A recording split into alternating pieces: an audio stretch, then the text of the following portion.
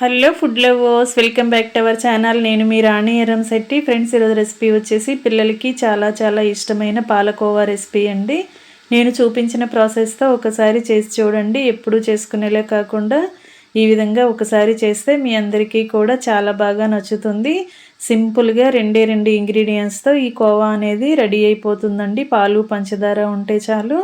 Sweet shop స్టైల్లో ఇంట్లోనే మనం ఈజీగా చేసి పిల్లలకి సర్వ్ చేయొచ్చు. ఆ ప్రాసెస్ అంతా ఛానల్కి వెళ్ళి చూసినట్లయితే క్లియర్గా అర్థమవుతుంది. అలాగే రిలేటెడ్ వీడియోలో కూడా రెసిపీకి సంబంధించిన లింక్ అనేది ఉంటుంది, ఓపెన్ చేసి చూడండి. మీ అందరికీ కూడా ఈ కోవా రెసిపీ ప్రాసెస్ అనేది బాగా నచ్చుతుంది.